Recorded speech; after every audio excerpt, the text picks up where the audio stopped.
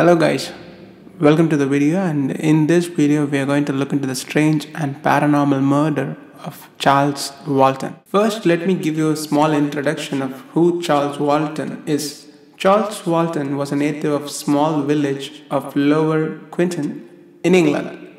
He was found murdered on the Valentine's Day night, February 14th of 1945, in somewhat mysterious circumstances, at a small farm known as Friss, along the slopes of Moyne Hill. Let me split the story into a few bits so that you can understand better. First, after the death comes the investigation. The local chief inspector Robert Fabian was asked to lead the investigation into Walton's death. Very quickly, the inspector came to a dead end with his investigation and failed to gather sufficient evidence to charge anyone with the murder. The case has earned considerable popularity because some people started believing that Walton was killed by blood sacrifice or as a part of a witchcraft ceremony, or indeed because he was suspected to be a witch himself. However, it is known that the chief suspect was a manager of Friss, a man named Alfred John Potter, for whom Walton was working on the day he died. And this is one of the oldest unsolved murders of complete England. Speaking which, now let's move on to the next part of the story. Let me tell you about the strange events. On the day of the murder, that is the February 14, 1945, Walton left his home with a pitchfork and a slash hook, which is a double-edged pruning implement with a sharpened straight edge on one side and concave cutting edge on the other. He was seen by two witnesses to have passed through the churchyard between 9 a.m. and 9:30 a.m. This was the last recorded sighting of Walton alive. Hours passed. Charles was expected to be home by 4 p.m. Meanwhile, his wife Edith returned to home around 6 and was worried to find that Charles was not there. His lonely nature and regular habits gave her the idea that he might be in the local pub or visiting a friend. As time flew, Edith became worried and went to see her neighbor, an agricultural worker by the name of Harry Pasley, who lived in 16th Lower Quinton. Together, they made their way to Friss to alert Alfred Potter. To their shock, Potter said that he has last seen Charles earlier in the day slashing hedges in the hill ground. Sensing that something isn't right, the three of them set out in direction of the spot where Charles was last seen and eventually found his body near a hedgerow.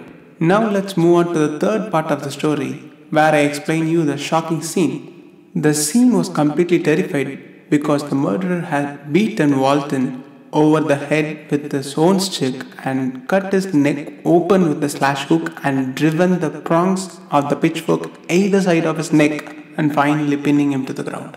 Most of you are not going to like this because the handle of the pitchfork had been wedged under a cross member of the hedge and the slash hook had been buried in his neck. Told you the scene was terrifying.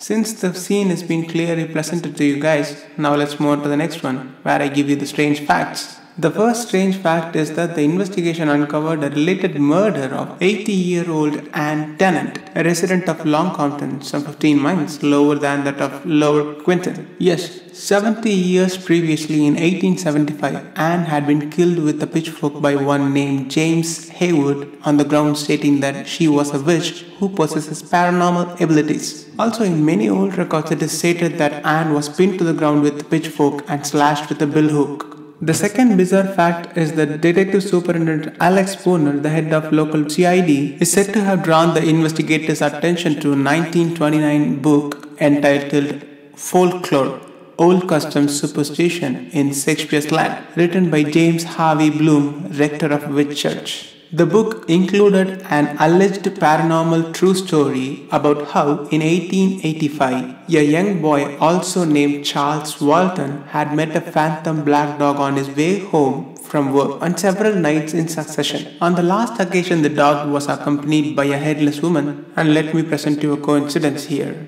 Charles' sister died that day early in the morning. And speaking of coincidences, the third fact is also one of those which we spoke earlier. The person named Anne Tennant, who was murdered in the same way as Charles Walton in 1875. Yes, on September 15th of 1875, around at 8 o'clock in the evening, Anne Tennant left her house in Long Compton to buy a loaf of bread. On her way back, she met some farm workers returning home after harvesting in the fields. One of the group was a local man named James Haywood, who had known Anne's family For many years, Haywood was simple-minded. It is also said that he has been drinking cider, which is a form of fermented alcoholic beverage made from unfiltered apple juice back in the days. Without warning, he attacked Anne Janet with a pitchfork and pinned her to the ground, stabbing her in the legs and head. A local farmer named Taylor heard to the scream of Anne and ran to her aid. He resisted Haywood until Constable arrived. Anne was taken to her daughter's house but died due to injuries around 11:15 at the night.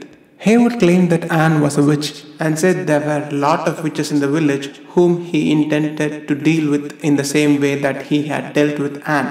Although committed to trial for murder, he was not found guilty on the grounds of insanity and spent the rest of his life in criminal lunatic asylum. He is recorded as dying there at the age of 59 in the first half of 1890. And finally, the black dogs mentioned.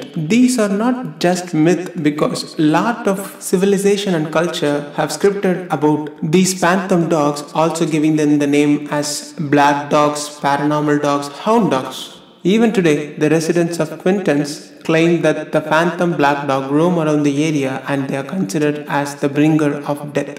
Well, we have come to the end of the facts. What happened to Charles is still a mystery.